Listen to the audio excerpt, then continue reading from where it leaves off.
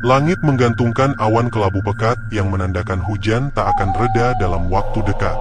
Hendy dan Vian memacu motor melewati jalanan perbukitan yang licin, ditemani derai hujan yang semakin deras. Deru mesin motor mereka nyaris tenggelam oleh suara tetesan hujan yang menghantam helm dan jaket tipis mereka. "Hendy, cari tempat berteduh dulu. Kalau begini terus, kita bisa basah kuyup sampai tulang," seru Vian, mencoba mengalahkan suara gemuruh hujan dari balik helmnya. Hendy menoleh ke belakang sebentar, matanya menyipit menembus tirai hujan. "Sebentar, aku cari tempat," sahutnya sambil memacu motor perlahan, berusaha tetap stabil di atas jalan yang mulai dipenuhi genangan. Tak jauh di depan, Hendy melihat sebuah gardu pos ronda kecil di tepi jalan. Gardu itu berdiri miring, atap sengnya berkarat dengan beberapa lubang yang memungkinkan air menetes ke dalam. Di sebelahnya, sebuah papan kayu kecil bertuliskan, "Pemakaman Umum Desa Jati Lestari," terlihat samar di bawah guyuran hujan. "Vi, itu, kita berhenti di situ," ujar Hendy sambil menunjuk ke arah gardu. Motor mereka berbelok pelan, lalu berhenti tepat di bawah atap seng yang berlubang. Air tetap menetes di beberapa sudut, tetapi setidaknya mereka tidak lagi diguyur langsung oleh hujan. Hendy mematikan mesin motor, sementara Vian buru-buru melepas helm dan menyibakkan rambutnya yang basah. "Huf, akhirnya. Tapi kok tempat ini?" Vian menggantungkan kalimatnya, matanya menatap ke arah deretan nisan di sebelah gardu. Ilalang tinggi yang basah melambai perlahan ditiup angin, seolah menyembunyikan sesuatu di baliknya. "Kok tempat ini agak serem ya?" gumam Vian sambil melangkah mundur sedikit, menjauhi sisi gardu yang menghadap langsung ke kuburan. Hendy tersenyum tipis. "Ah, kamu ini penakut sekali. Ini cuma kuburan biasa, Vi. Tidak ada yang aneh." Vian mendengus, tetapi tidak membalas. Ia menggosok-gosokkan kedua telapak tangannya yang mulai dingin, berusaha mengusir rasa tak nyaman. Suasana di sekitar mereka benar-benar sepi. Tidak ada kendaraan lain yang lewat, hanya suara hujan deras dan sesekali gemuruh petir yang menyelingi keheningan. Jam di ponsel Vian menunjukkan pukul 17.30. Langit semakin gelap, dan hujan belum juga menunjukkan tanda-tanda akan reda. "Bagaimana, Vi? Mau nunggu terus?" tanya Hendy sambil menggigil. Jaket tipis yang ia kenakan sudah tak mampu melindunginya dari dingin. Vian menghela napas panjang. "Kalau begini terus, kita bisa sampai malam di sini." "Ya sudah, kita nekat saja. Tapi sepatuku bagus, Hen. Aku tidak mau rusak karena kehujanan." Hendy mengangguk setuju. "Oke, kita masukkan ke jok motor saja. Biar aman." Keduanya segera melepas sepatu mereka, menyimpannya di jok motor yang sudah penuh dengan barang-barang kecil lainnya. Namun, satu masalah baru muncul. Mereka tidak membawa sandal sebagai pengganti. "Mau jalan nyeker begini? Jalanan licin, Hen?" kata Vian dengan nada ragu, melirik ke arah genangan air di sekitar motor mereka. Hendy mengangkat bahu, mencoba terlihat santai. "Mau bagaimana lagi? Tidak apa-apa. Kita cuma harus tahan dingin sedikit." Saat hendak menaiki motor, pandangan Hendy tertuju pada sesuatu di pojok tangga gardu. Sepasang sandal butut terlihat tergeletak di sana, basah terkena percikan hujan. Sandal itu berwarna coklat tua, dengan tali yang sudah hampir putus. Lihat itu. Ada sandal," ujar Hendy sambil menunjuk. Vian memandang sandal itu dengan tatapan tidak nyaman. "Hendy, jangan ambil sandal itu. Kita tidak tahu milik siapa. Apalagi tempat ini aneh. Hen, itu kan dekat kuburan." Hendy tertawa kecil, meski suara tawanya terdengar sedikit gemetar. "Ah, kamu lebay, Vi. Ini cuma sandal jelek yang tidak ada yang pakai. Daripada aku nyeker, mending aku pakai ini." Vian ingin protes, tetapi ia tahu Hendy tidak akan mendengarkannya. Dengan santai, Hendy mengambil sandal itu dan mengenakannya. Sandal itu terasa aneh di kakinya, seolah-olah terlalu dingin meskipun tidak berbeda jauh dari air hujan yang membasahi kulitnya. "Sudah, ayo kita jalan," ujar Hendy sambil menyalakan motor. Ia duduk di depan, sementara Vian dengan berat hati naik ke belakang tanpa alas kaki. Motor mereka melaju perlahan, meninggalkan gardu ronda yang mulai gelap tertutup bayang-bayang senja. Vian sesekali menoleh ke belakang, merasa tidak nyaman dengan cara Hendy mengambil sandal itu. "Hendy, sandal itu, aku merasa tidak enak. Kamu yakin tidak apa-apa?" tanyanya pelan. Hendy hanya tertawa kecil. "Kamu ini aneh-aneh saja." "Sudahlah, Vi, tidak ada apa-apa. Kita fokus pulang saja." Namun, jauh di belakang mereka, gardu ronda itu tampak lebih gelap dari sebelumnya. Di pojok tempat sandal itu tadi tergeletak, samar-samar terlihat bayangan seseorang berdiri memandang ke arah mereka, meski hujan deras terus menutupi pandangan.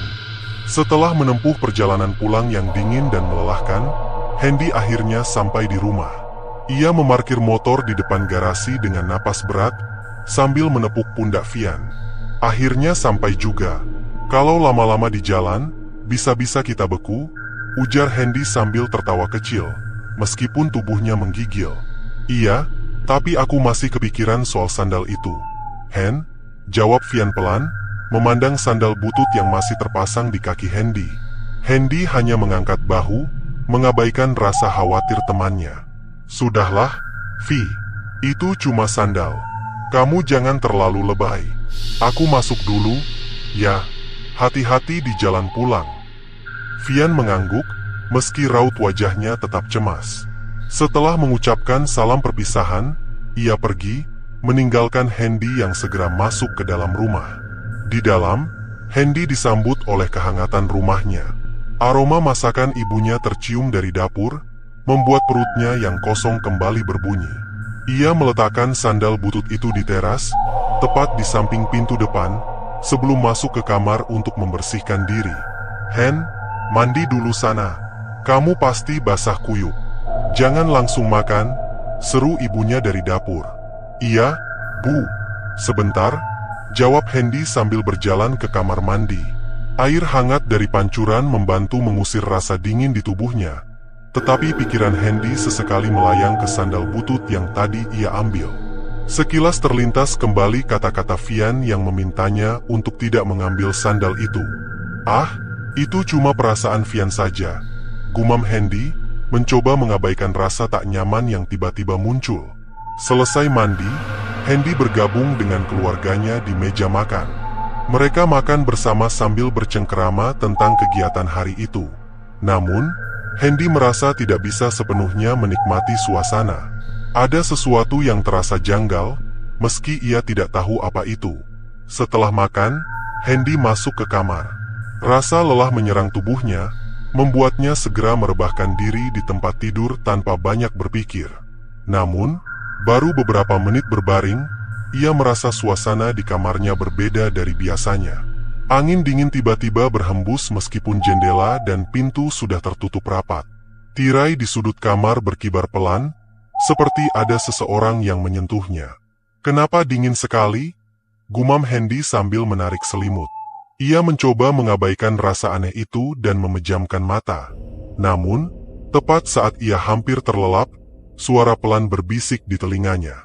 "Kembalikan sandal saya." Hendy tersentak. Matanya terbuka lebar, dan tubuhnya langsung duduk tegak di tempat tidur. Ia memandang sekeliling kamar, mencari sumber suara. Tidak ada apapun di sana, hanya bayangan benda-benda yang samar terlihat dalam remang lampu tidur. "Siapa itu?" tanya Hendy dengan suara gemetar, tetapi tidak ada jawaban. Ia menggelengkan kepala, mencoba menenangkan dirinya sendiri. "Mungkin cuma halusinasi karena terlalu capek," katanya pelan sambil kembali berbaring. Namun, suara itu terdengar lagi, kali ini lebih dekat dan lebih jelas. "Kembalikan sandal saya." Hendy merasa tengkuknya meremang. Ia melirik ke sudut kamar, tempat tirai bergoyang perlahan meski tidak ada angin.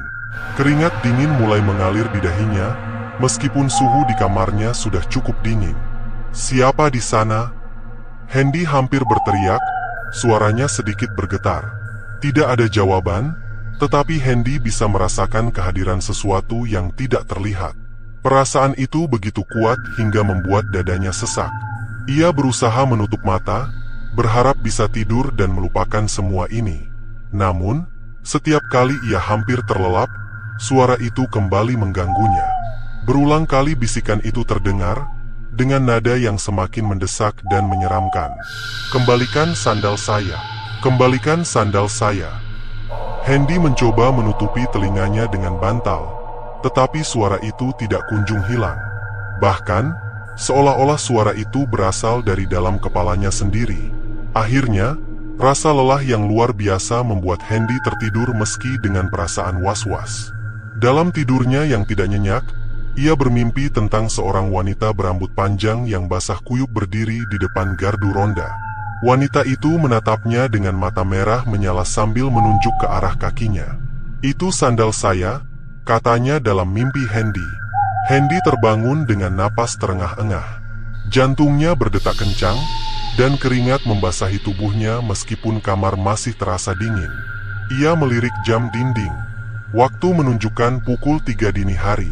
Suasana kamar kembali sunyi, tetapi Hendy tahu malam itu bukanlah malam biasa. Ada sesuatu yang mengikuti dirinya sejak sandal itu ia ambil. Dan ini baru permulaan. Pagi itu, Hendy terbangun dengan kepala berat. Mimpi buruk semalam masih membekas di pikirannya.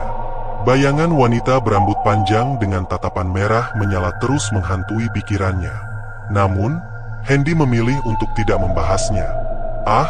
Pasti cuma mimpi karena aku terlalu capek," gumamnya, berusaha meyakinkan diri sendiri.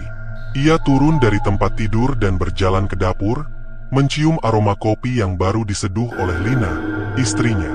Lina sudah duduk di meja makan dengan segelas kopi di tangannya. "Pagi, Hen. Kok wajahmu pucat? Tidurmu tidak nyenyak, ya?" tanya Lina sambil memandangnya dengan khawatir.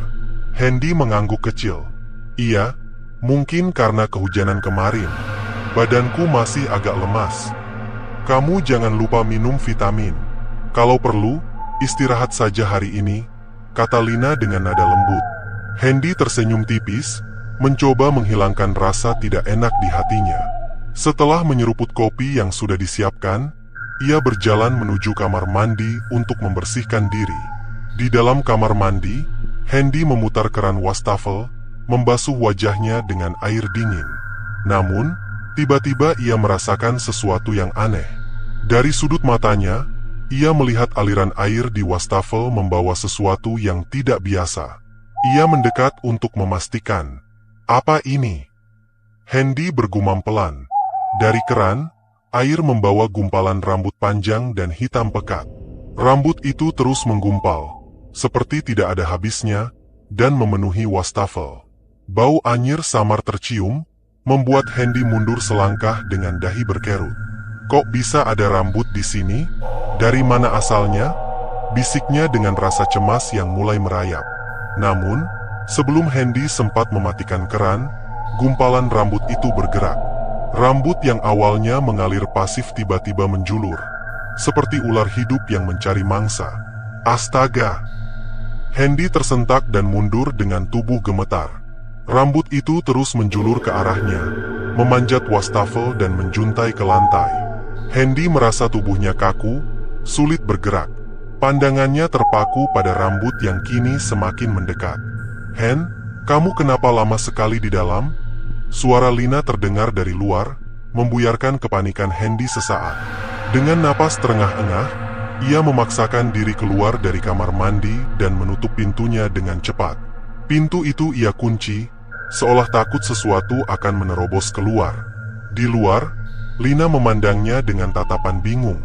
"Kamu kenapa? Kok kelihatan seperti habis lari maraton?" Enggak apa-apa. Aku cuma merasa agak pusing.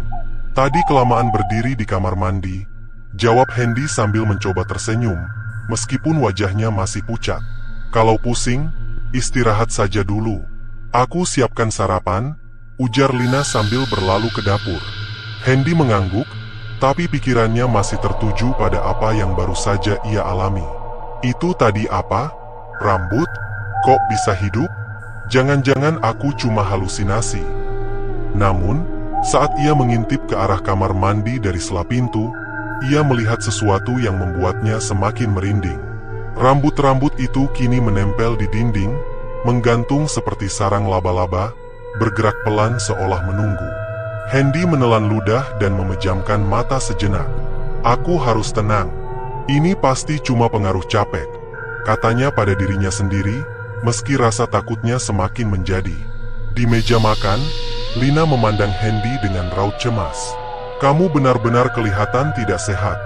Hen, apa kamu sakit? Tidak, Lina. Aku baik-baik saja, jawab Hendy singkat. Ia tidak ingin membuat istrinya khawatir, meski pikirannya terus dihantui oleh bayangan rambut yang bergerak seperti makhluk hidup itu. Namun, Hendy tahu, ini bukan hal biasa. Ia mulai menyadari bahwa semua ini mungkin ada hubungannya dengan sandal butut yang ia ambil kemarin. Apa ini semua ulah sesuatu yang tidak terlihat? Apa yang aku bawa kemarin bukan cuma sandal biasa, pikir Hendy sambil memandangi tangannya yang gemetar. Hari itu, rasa cemas terus menghantui Hendy.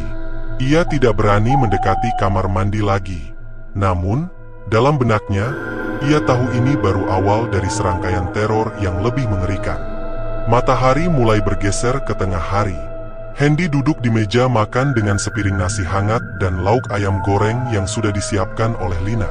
Aromanya begitu menggoda, dan perutnya yang sejak pagi kosong langsung berbunyi. Makan siang sudah siap, Hen. Aku masak kesukaanmu, kata Lina sambil meletakkan segelas teh manis di hadapan Hendy. Wah, mantap. Terima kasih, Lin, jawab Hendy sambil tersenyum lemah. Lina memperhatikan suaminya dengan cermat. Kamu masih kelihatan pucat, Hen. Kalau memang badanmu tidak enak, bilang saja. Jangan dipaksakan, katanya dengan nada khawatir. Hendy menggeleng pelan. Aku baik-baik saja, kok. Mungkin cuma belum sarapan tadi pagi. Makan ini pasti bikin aku segar lagi, balasnya, berusaha menyembunyikan kegelisahan yang terus membayangi pikirannya sejak pagi. Hendy mulai menyantap makanannya dengan perlahan. Suapan pertama terasa nikmat, dan ia merasa sedikit lebih baik. Namun, di tengah makan, ia menyadari teh manisnya belum diaduk. Ia bangkit untuk mengambil sendok kecil dari dapur. Lin, aku ambil sendok sebentar. Ya, katanya sambil berdiri. Lina yang sedang mencuci piring di dapur hanya mengangguk tanpa menoleh. Hendy berjalan ke dapur, mengambil sendok kecil dari laci, dan kembali ke meja makan. Namun, langkahnya terhenti di ambang pintu ruang makan. Matanya terpaku pada piringnya. Piring itu kosong. Tidak ada nasi, ayam goreng, atau apapun yang tadi ada di atasnya. Piring yang sebelumnya penuh dengan makanan kini bersih, seperti baru saja dicuci. Hendy mengerjap beberapa kali, mencoba memastikan apa yang dilihatnya bukan halusinasi. Tapi tidak ada yang berubah. Piring itu benar-benar kosong. Lin, panggil Hendy dengan nada bingung. Lina menoleh dari dapur. Ada apa? Hen? Kamu mengambil makananku? Tanyanya sambil menunjuk piring kosong itu. Lina berjalan mendekat dengan wajah heran. Mengambil? Aku dari tadi di dapur. Aku tidak menyentuh apapun di meja makan. Kenapa memangnya? Hendy menunjuk piringnya dengan tangan gemetar. Tadi makananku masih penuh. Aku baru makan beberapa suap. Tapi sekarang... Lina mendekat, memandang piring itu dengan bingung. Kok bisa? Kamu yakin tadi makanannya masih ada? Tentu saja. Aku baru makan beberapa suap, Lin. Aku nggak mungkin salah lihat, kata Hendy, suaranya mulai meninggi. Lina mencoba menenangkan suaminya. Mungkin ada tikus atau kucing yang masuk diam-diam. Hendy menggeleng. Mana mungkin, Lin. Semua pintu dan jendela tertutup. Lagi pula, kucing atau tikus tidak mungkin menghabiskan makanan sebersih ini. Lina memperhatikan piring itu dengan seksama. Ia merasa sesuatu yang tidak biasa sedang terjadi. Tapi ia memilih untuk tidak berkomentar lebih jauh, agar tidak membuat Hendy semakin panik. Hendy menghempaskan tubuhnya ke kursi. Pikirannya kembali ke sandal butut yang ia bawa dari gardu ronda kemarin. Apa ini ada hubungannya dengan sandal itu? Apa aku sudah melakukan sesuatu yang salah? Lina memecah keheningan. Hen, kamu belum cerita. Sebenarnya ada apa?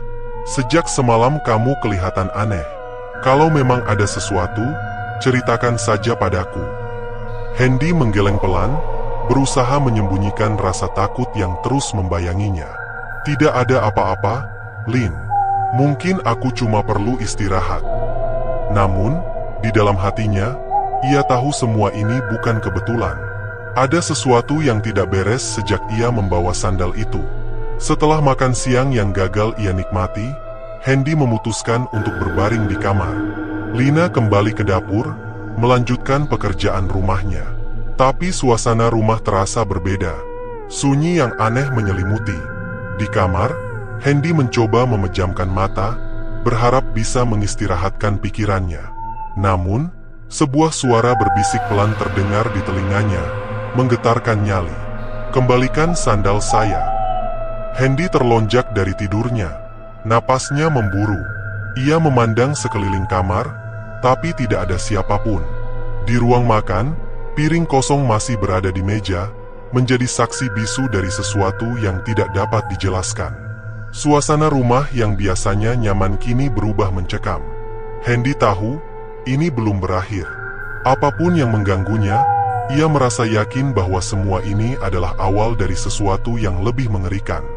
Malam itu, suasana rumah terasa lebih mencekam dari biasanya. Hendy mencoba menenangkan pikirannya dengan menonton televisi di ruang keluarga. Namun, pikirannya terus berputar pada kejadian-kejadian aneh yang ia alami sejak sandal butut itu ia bawa pulang. Lina, yang duduk di sebelahnya, menyadari perubahan pada suaminya. Hendy, kamu kelihatan gelisah. Ada apa sebenarnya? Jangan diam saja, tanyanya dengan nada lembut. Hendy hanya menggeleng. Tidak ada, Lin. Aku cuma lelah. Mungkin perlu tidur lebih awal malam ini. Setelah memastikan pintu dan jendela rumah terkunci, Hendy masuk ke kamar. Ia merebahkan diri di tempat tidur, berharap tidur bisa menghilangkan rasa lelah dan ketakutannya. Lina masih di dapur, menyelesaikan pekerjaan rumah. Namun, saat Hendy memejamkan mata, perasaan aneh menyergapnya. Suasana kamar yang gelap terasa lebih dingin dari biasanya. Angin dingin seperti berhembus dari jendela, padahal jendela sudah tertutup rapat. Kembalikan sandal saya. Bisikan itu terdengar lagi, kali ini lebih dekat, seolah-olah tepat di telinganya. Hendy membuka matanya dengan cepat, jantungnya berdegup kencang. Tapi kamar itu tampak kosong. Ia mencoba berpikir rasional. Mungkin hanya imajinasiku. Aku terlalu banyak berpikir tentang sandal itu. Gumamnya pelan. Hendy memejamkan mata lagi, berusaha memaksakan dirinya untuk tidur. Tapi kali ini, ia tidak hanya mendengar suara. Ia merasa sesuatu, atau seseorang, berbaring di sampingnya. Tempat tidur yang tadinya terasa lega, kini seperti dihuni oleh tubuh lain yang berat. Perlahan, Hendy membuka matanya.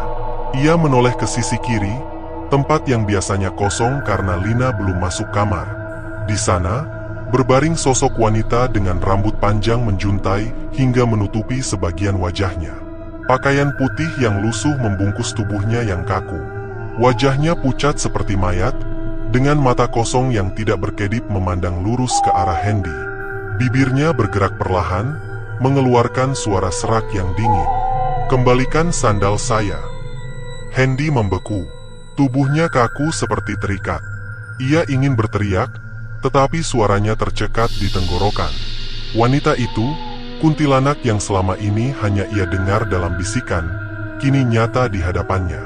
Dengan sekuat tenaga, Hendy akhirnya melompat dari tempat tidur sambil berteriak keras.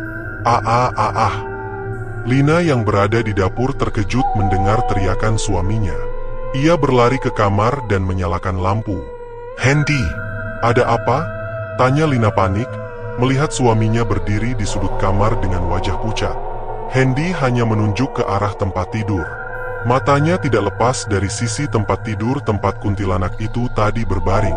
Lina memandang ke arah yang ditunjuk Hendy, tetapi tidak melihat apapun. "Apa yang kamu lihat? Tidak ada apa-apa di sini." Hendy tergagap, mencoba menjelaskan. Tadi ada wanita di sini. Dia bilang. Wanita? Wanita siapa? Hen?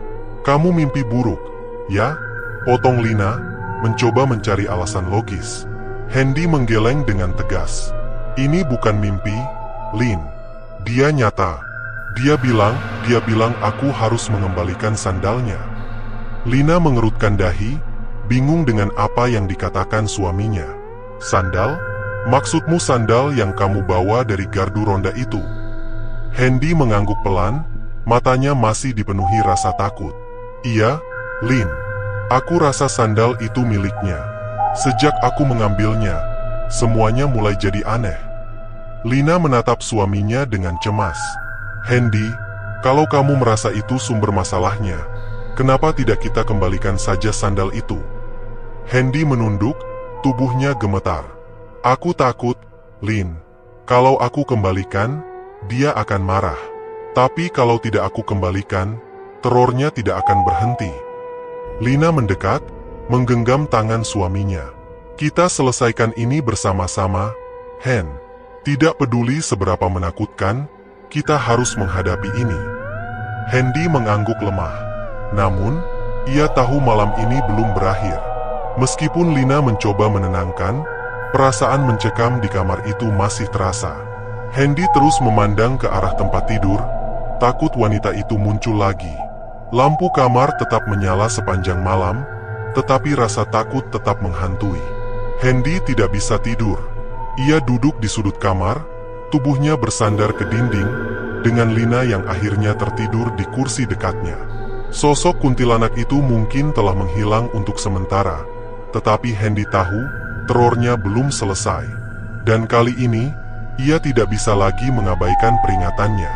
Sandal itu harus dikembalikan.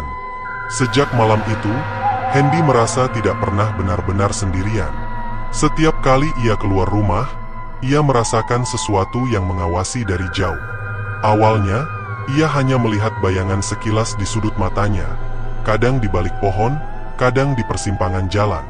Suatu sore, ketika Hendy pergi ke toko untuk membeli beberapa kebutuhan, perasaan itu semakin jelas.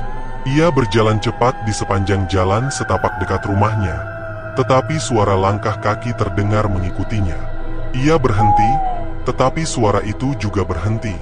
"Siapa di sana?" tanya Hendy sambil berbalik. Namun, jalan itu kosong. Ketika ia kembali melangkah, suara itu muncul lagi, kali ini lebih dekat. Dengan gugup, Hendy menoleh dan melihat bayangan seorang wanita dengan rambut panjang di ujung jalan. Wanita itu berdiri diam, tapi Hendy tahu itu bukan orang biasa. Ia berlari secepat mungkin menuju rumah, tetapi saat sampai di pintu, bayangan wanita itu sudah ada di depan pagar, mengawasinya dengan tatapan kosong. Hendy masuk dengan tergesa-gesa, mengunci pintu dan jendela, tetapi bayangan itu tetap ada di sana hingga matahari terbenam. Beberapa hari kemudian, Hendy memutuskan untuk menghadiri pertemuan di rumah temannya. Malam itu, ia mengendarai motornya sendirian. Jalanan gelap dan sepi, hanya diterangi lampu motor yang temaram. Di tengah perjalanan, motornya tiba-tiba berhenti. Mesin mati tanpa alasan yang jelas. Hendy turun dan mencoba menyalakannya kembali, tetapi motor itu tidak merespons. "Ayo, nyala-nyala," gumamnya panik, sambil memutar starter berkali-kali. Di tengah keheningan, suara tawa seorang wanita terdengar dari arah semak-semak. Tawa itu pelan namun menyeramkan, seolah datang dari segala arah. Hendy berusaha mengabaikannya dan terus mencoba menghidupkan motor. Namun, ketika ia menoleh ke kaca spion, ia melihat sosok wanita berambut panjang duduk di jok belakang motornya, menatapnya dengan senyum menyeramkan. Hendy berteriak dan lari meninggalkan motornya. Ia berlari sejauh mungkin hingga menemukan rumah warga, mengetuk pintu dengan panik. Setelah kembali dengan bantuan warga, motornya kembali hidup tanpa masalah.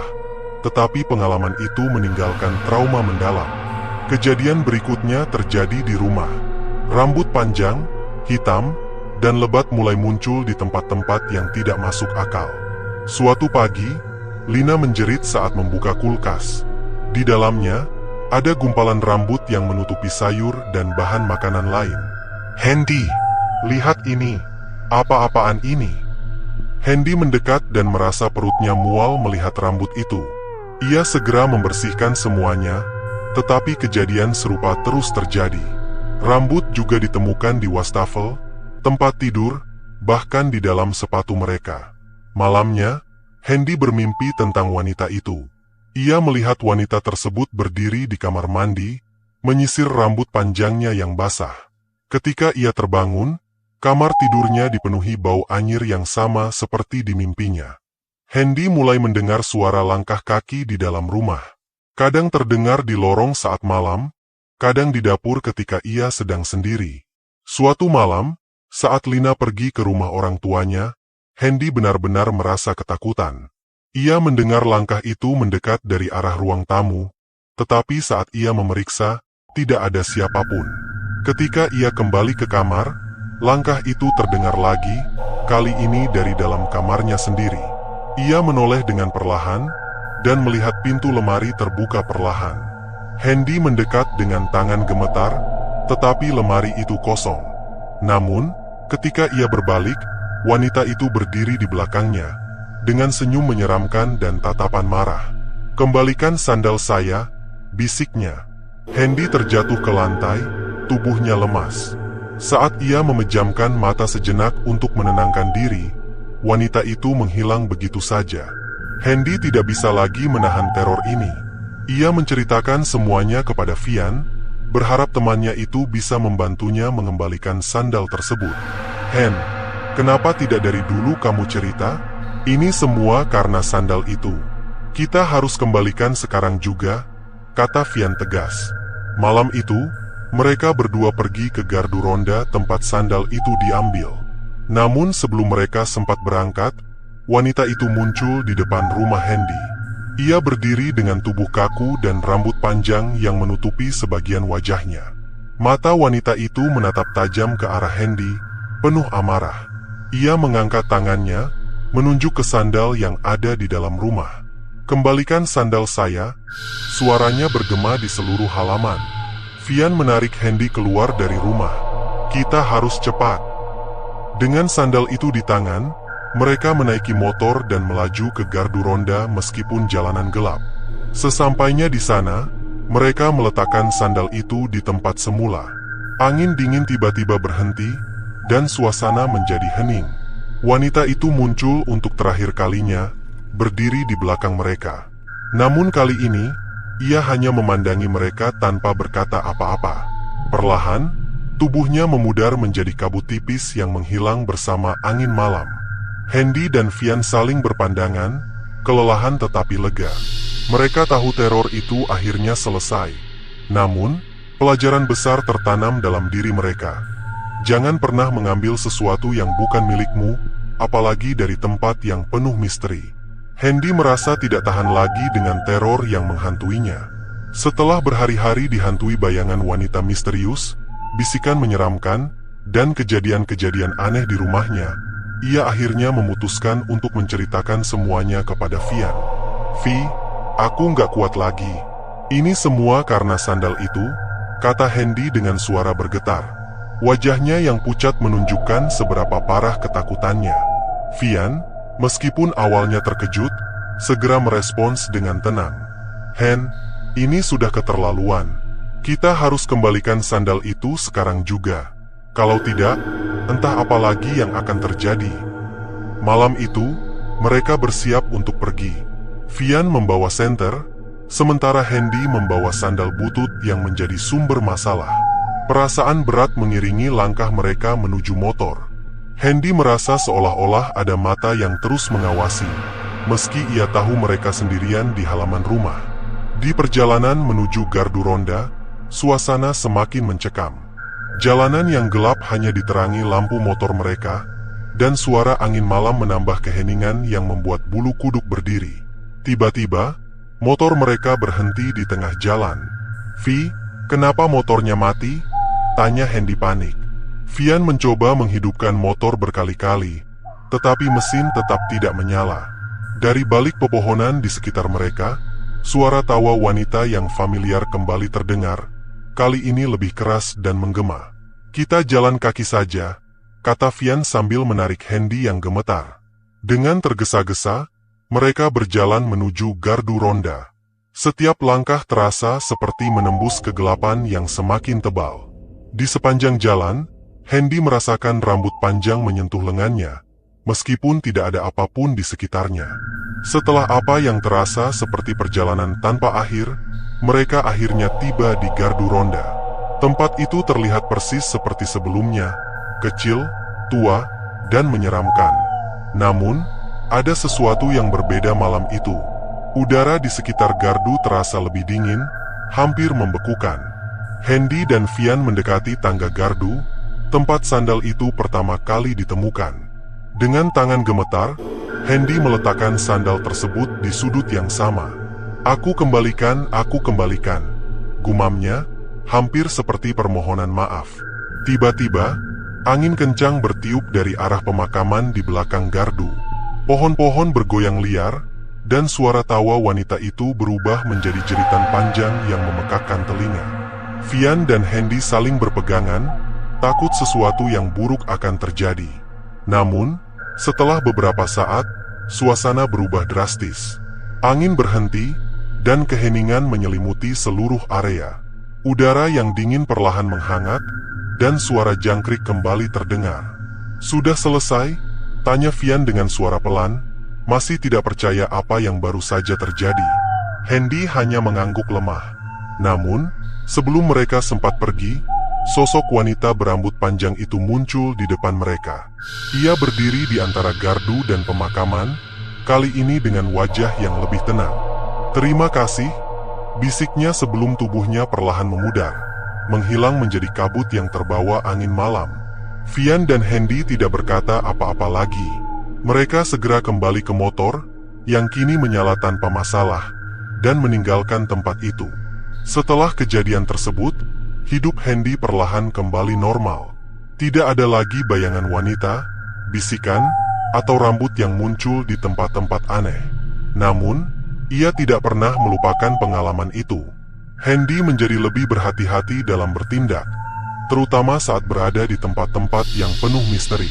Setiap kali ia melewati gardu ronda itu, ia selalu menunduk, menghindari pandangan ke arah pemakaman, seolah-olah memberi penghormatan kepada sosok yang pernah menghantuinya. "Pelajaran besar," gumamnya suatu hari kepada Vian. "Jangan pernah mengambil apapun yang bukan milik kita, apalagi di tempat yang menyeramkan." Vian mengangguk, menyetujui. "Dan jangan pernah meremehkan hal-hal yang kelihatannya sepele. Kita nggak pernah tahu apa yang tersembunyi di baliknya." Sejak itu, Hendy menjalani hidupnya dengan lebih bijak, membawa pengalaman mengerikan ini sebagai pengingat bahwa dunia memiliki sisi gelap yang tidak selalu bisa dijelaskan.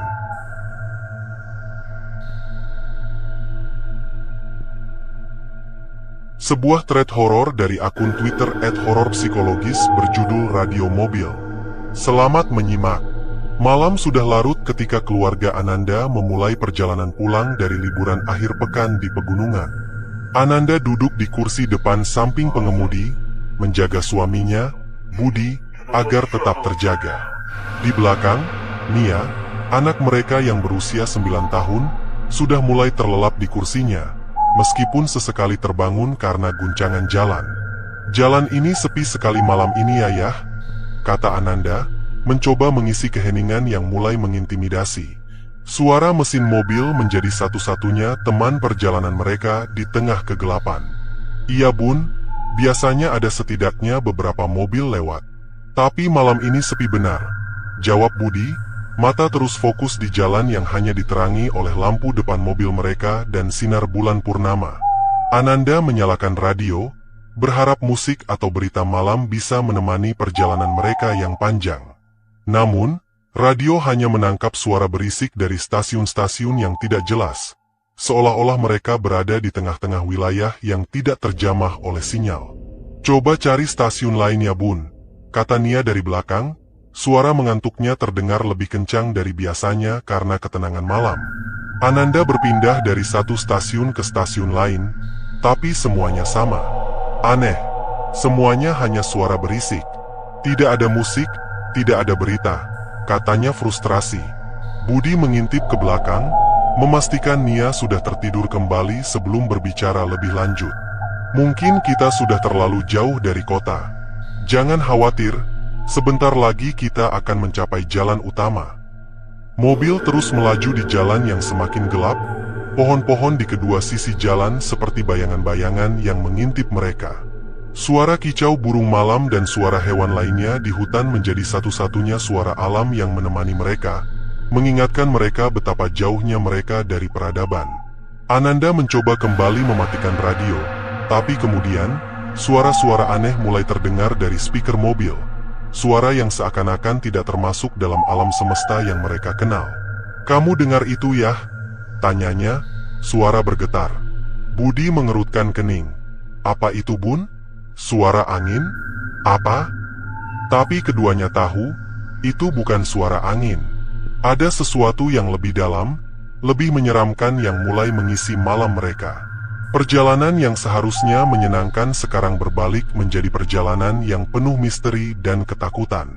Tidak lama kemudian, radio yang sebelumnya dimatikan tiba-tiba nyala sendiri, dan yang sebelumnya hanya mengeluarkan suara berisik mulai mengeluarkan suara yang lebih jelas, namun tidak kurang menyeramkan. Suara anak-anak menangis. Tangisan yang begitu penuh kesedihan dan rasa takut memenuhi kabin mobil.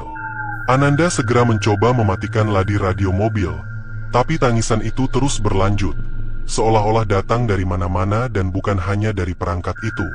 "Nia, kamu baik-baik saja?" tanya Ananda, menoleh ke belakang untuk memastikan putrinya tidak terbangun oleh suara yang menyeramkan itu. Tapi Nia sudah terbangun, wajahnya pucat dan mata lebar terbuka. "Bunda, itu suara apa? Aku takut," kata Nia dengan suara gemetar. Budi, yang mulai merasa cemas, berusaha untuk tetap tenang. "Hanya radio yang bermasalah, Nia. Tidak apa-apa, kita akan segera sampai di rumah," katanya, meskipun dirinya sendiri merasakan bulu kuduk berdiri. Radio menyala lagi. Menyala sendiri, meskipun Ananda tidak menghidupkannya. Dan terdengar lagi suara tangisan yang semakin lama semakin menyeramkan. Ananda mencoba mengganti stasiun radio, berharap suara tangisan itu hanya sebuah anomali sementara. Namun, setiap kali dia berganti stasiun, suara tangisan anak-anak tetap sama, bahkan semakin keras, seolah-olah menuntut perhatian dari penumpang mobil itu. "Mungkin kita harus mematikan radionya lagi," usul Budi, tapi saat dia menekan tombol untuk mematikannya, radio justru menyala kembali sendiri, dan tangisan itu terus berbunyi. Ananda merasa darahnya membeku saat dia mendengar suara anak-anak itu seakan-akan berada di sekitar mereka, di dalam mobil bahkan. "Ayah, ini bukan hal yang normal. Apa yang terjadi?" Budi mencoba berpikir rasional, mungkin ada gangguan elektromagnetik di daerah ini.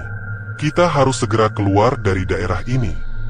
Tapi suasana di dalam mobil mulai berubah, udara terasa lebih dingin, dan kegelapan di luar jendela seolah-olah makin tebal, menahan mereka di dalam kengerian malam itu.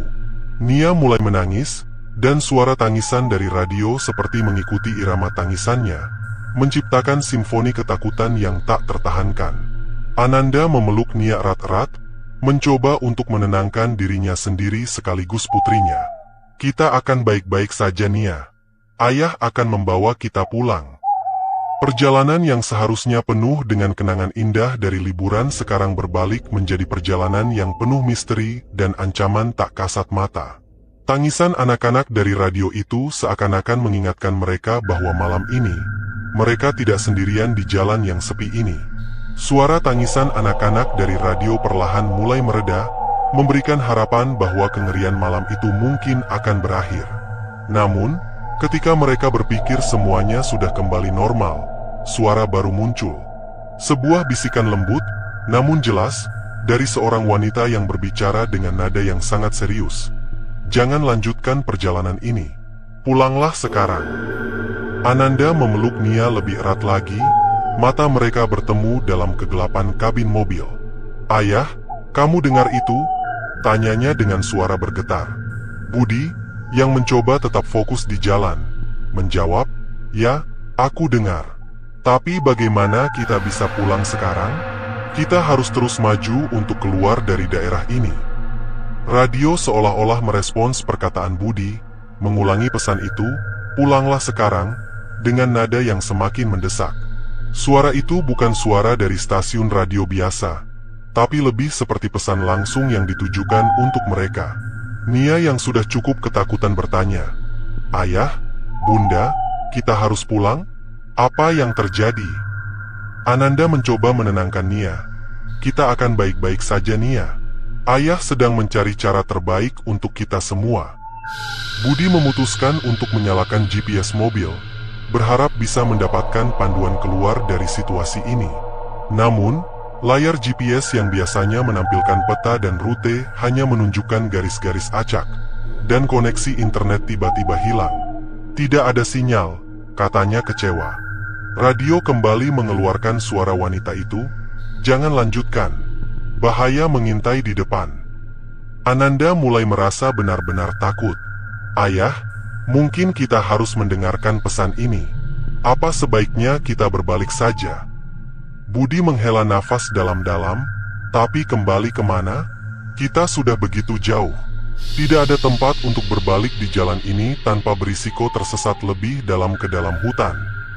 Ananda mencoba untuk tetap tenang demi Nia.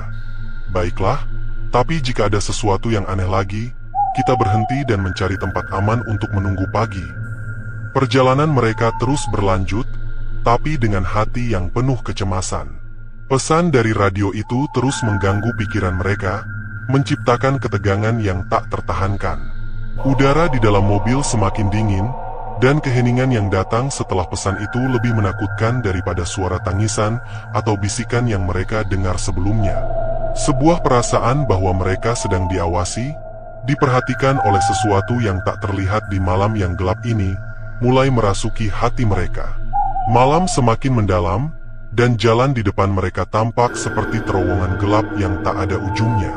Suara dari radio telah berhenti, meninggalkan mereka dalam keheningan yang menyiksa.